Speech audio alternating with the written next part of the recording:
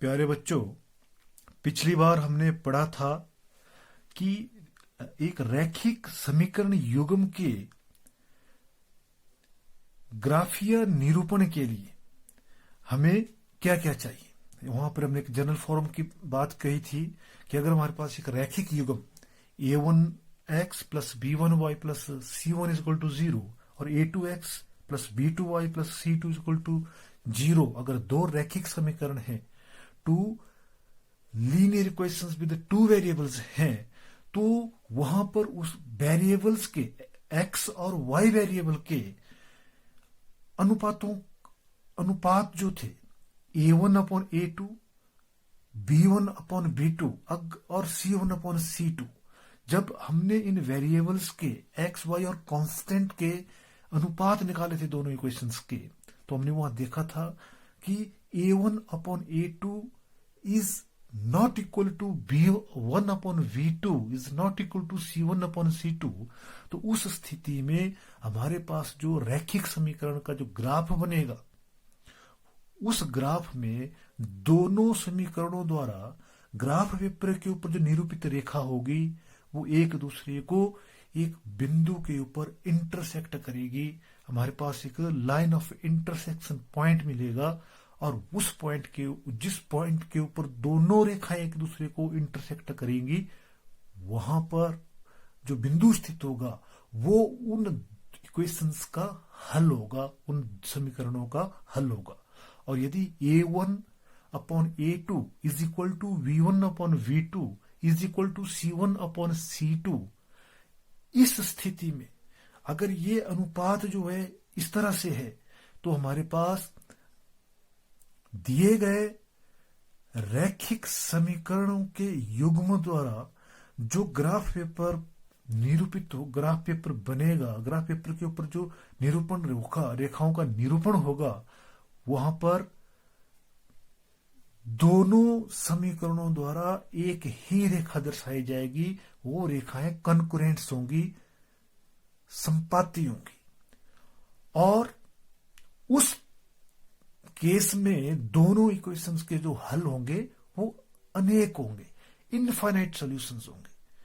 और यदि a1 upon a2 v1 upon v2 is not equal to c1 upon c2, उस स्थिति में हमारे पास दो समानांतर रेखाओं का एक ग्राफ बनेगा और उस स्थिति में इन इक्वेशंस का कोई हल नहीं होगा, तो वो हमारे पास असंगत होगा, इनकंसिस्टेंट होगा। लेकिन जो पहले के दो केस हैं, अगर दो लाइन इंटरसेक्ट करेंगी तो हल जो होगा हमारे पास कंसिस्टेंट होगा, संगत होगा। और दूसरे केस में भी अगर हमारे पास अनेक हल आते हैं और संपाती रेखा हमारे पास बनती हैं, कनकरेंस होती हैं, तो वहां पर भी हल जो होगा वो संगत होगा। आइए हम इसको एक प्रश्न के द्वारा समझने का प्रयास करते हैं।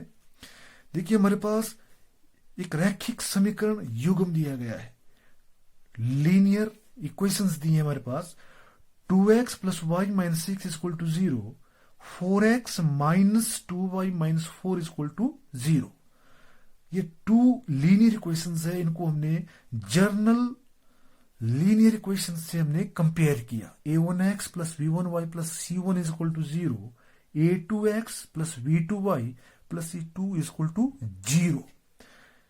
देखिए यहां पर a1 जो है वो x का कोफिशिएंट है, दैट इज 2। b1 जो है वो y का कोफिशिएंट है, दैट इज हियर 1। और c1 जो है यहां पर -6 है, दैट इज -6।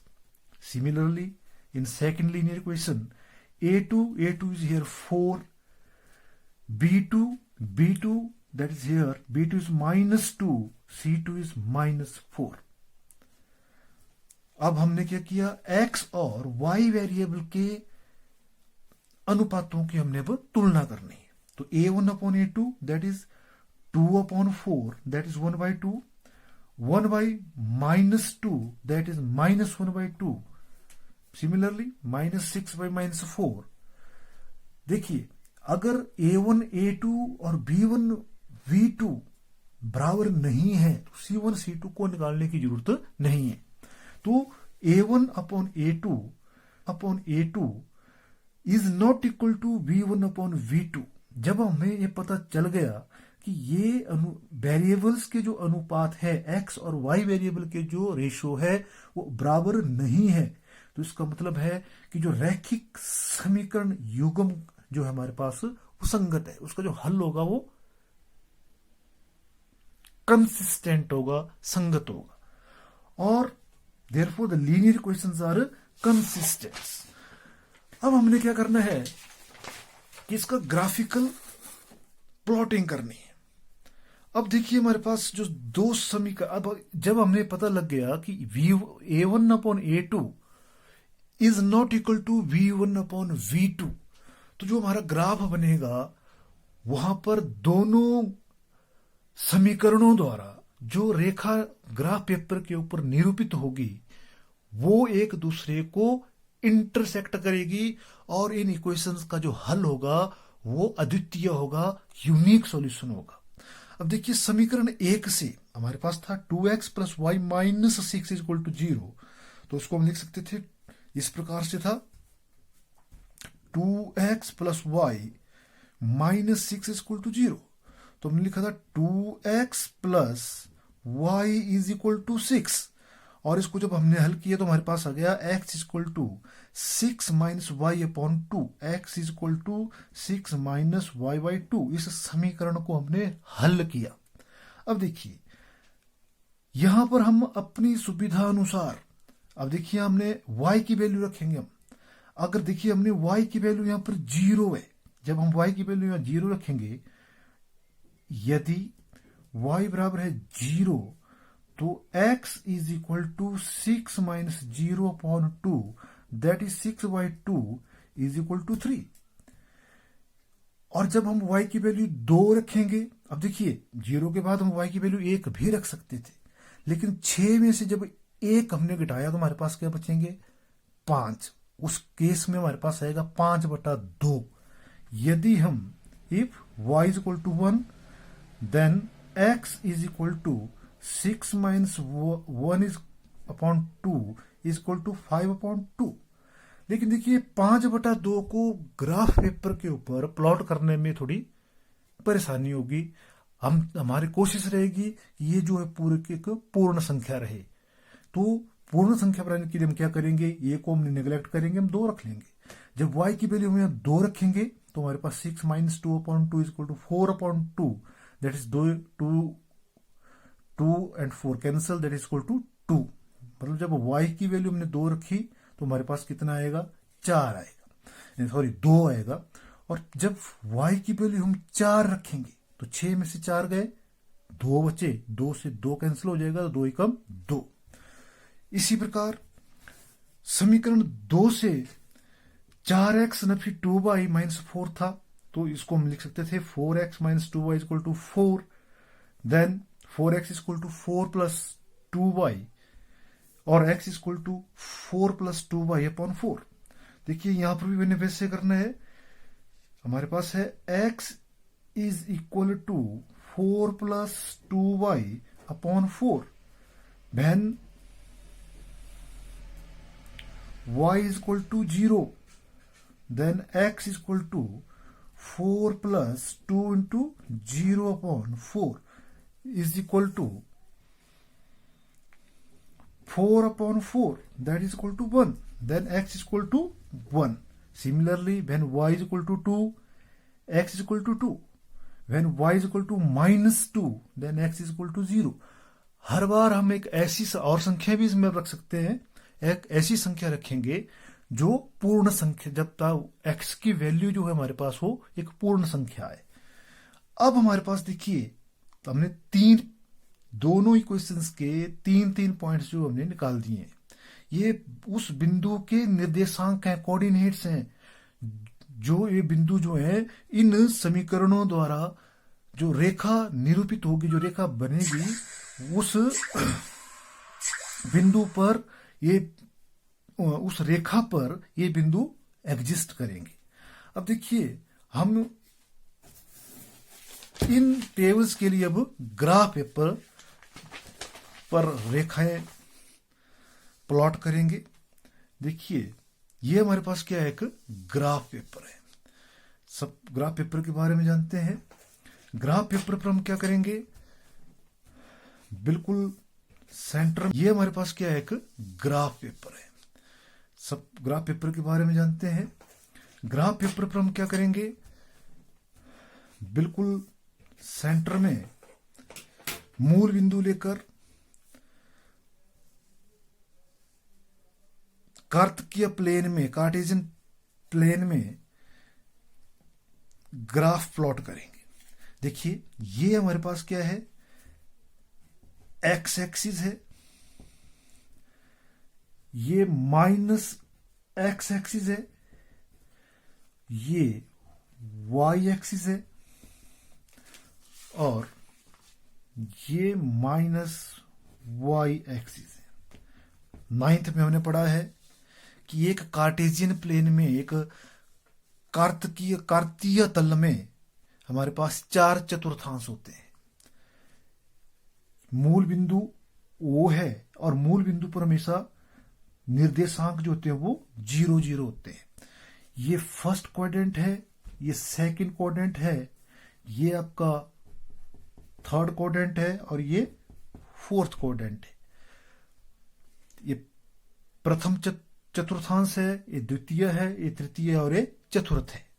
फर्स्ट क्वाड्रेंट में या प्रथम चतुर्थांश में जितने कोऑर्डिनेट जो होंगे, जो निर्देशांक होंगे, वो धनात्मक रहते हैं। सेकंड कोऑर्डिनेट में एक्स कोऑर्डिनेट जो है वो माइनस होगा, वाई कोऑर्डिनेट पॉजिटिव होगा, धनात्मक होगा। और तीसरे क्वाड्रेंट में एक्स और वाई के कोऑर्डिनेट जो हैं वो माइनस रहेंगे, ऋणात्मक रहेंगे। और फोर्थ क्वाड्रेंट में एक्स कोऑर्डिनेट पॉजिटिव रहेगा, वाई कोऑर्डिनेट माइनस रहेगा। तो देखिए अब हम देखेंगे, सबसे पहले हमारे पास इक्वेशन है 2x + y = 6। इसके लिए हमारे पास टेबल है x = 3 and y = 0। When x = 3, तो इस प्लेन को हम बराबर यूनिट्स में बांट देंगे। सबसे पहले देखिए 1 2 3 4 5 एंड सो ऑन। यहां पर 10 पार्ट्स जो हैं वो 1 यूनिट के बराबर है। Similarly along -x axis -1 -2 -3 -4 -5. Similarly 10 parts is equal to 1 unit along plus y axis, that is 1, that is 2, this is 3, 4, 5 and so on. Similarly here along minus y axis is -1, -2, -3, -4, -5. Now we will plot a line for the equations 2x plus y is equal to 6. देखिए यहां पर x coordinate हमारे पास 3 है, धनात्मक है, positive है, तो वो x is equal to 3, then 1 2 3, and y is equal to 0. Y is equal to 0. Then this point is here, that is 3 and 0. Then 2 and 2. X is 2, y is equal to 2. X is 2, that is 1 2. Y is again 2, that is 1 2. Yeah.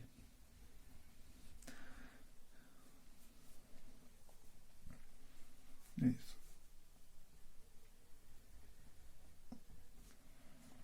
This is 2 and 2. फिर है हमारे पास x is 1, y is 4. X is 1 and y is 4. X is 1, y is equal to 4. अब हम क्या करेंगे, तीनों बिंदुओं को मिला देंगे और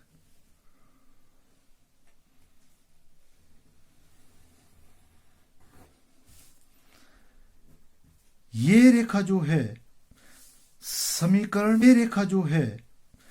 समीकरण 2x प्लस वाई बराबर है 6 द्वारा प्लॉट की गई। 2x plus y is equal to 6। Similarly for second linear questions 4x minus 2y, और इसके लिए देखिए हमारे पास क्या है, x is equal to 1, x is equal to 1, that is positive integers, x is equal to 1 and y is equal to 0, and y is equal to 0. Here 1 and 0. Secondly, x is equal to 2, y is equal to 2. X is equal to 2, then x is equal to 2, again y is equal to 2. ये point यहीं पर करेगा। And third, x is equal to 0, y is equal to minus 2. x is 0 and y is minus 2. Minus x axis ये है, तो this is 0 and 2. 0 and minus 2. Now we will join the points.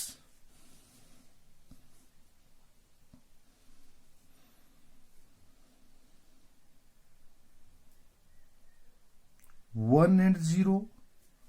1 0 2 2 0 and minus 2.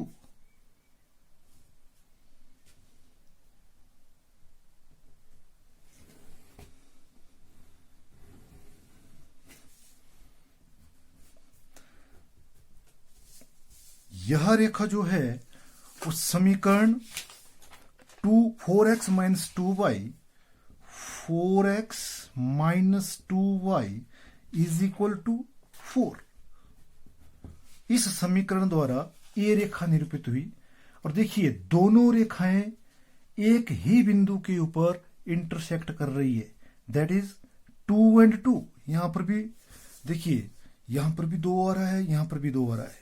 और second equation के लिए जो हमने graph plot, second equation के लिए जो हमने पॉइंट्स निकाले थे, वहां पर भी x और y जो है वो 2 2 आ रहा है। तो इस ग्राफ में देखिए दोनों रेखाएं एक दूसरे को इस बिंदु पर, जिसके कोऑर्डिनेट 2 और 2 है, काट रही हैं। इसलिए दिए गए समीकरणों के युग्म का अद्वितीय हल होगा, यूनिक सॉल्यूशन होगा, और वो कितना होगा, 2 और 2। इसका मतलब क्या है कि यदि हम इन दोनों इक्वेशंस के x और y वेरिएबल में x की वैल्यू 2 और y की वैल्यू 2 रखेंगे, तो दोनों समीकरणों को ये वैल्यू जो है वो वेरीफाई करेगी, संतुष्ट करेगी। इसलिए इसका यूनिक सॉल्यूशन होगा। इसका और भी हम देख सकते हैं, इन रेखाओं के, ये जो 2 रेखाएं इन समीकरणों द्वारा प्लॉट की गई, निरूपित की गई, इन रेखाओं के ऊपर स्थित जितने भी बिंदु होंगे, इन दोनों समीकरणों को संतुष्ट करेंगी। इसी प्रकार जो हमारे और प्रश्न है, सबसे पहले हम वहां पर भी उन्हीं वेरिएबल्स के अनुपात निकालेंगे, और उनके अगर वो वेरिएबल जैसे a1 a2 b1 अपन b2 अगर बराबर नहीं है, तो हमारे पास इस प्रकार की प्लॉटिंग होगी। अगर a1 a2 v1 अपन v2 c1 अपन c2 तीनों बराबर हैं, तो उस स्थिति में हमारे पास एक ही संपाती रेखा आएगी, कॉन्करेंस लाइन आएगी। और यदि a1 अपन a2 b1 अपन b2 c1 अपन c2 के बराबर नहीं है, तो हमारे पास पैरेलल लाइंस आएंगी। Thank you.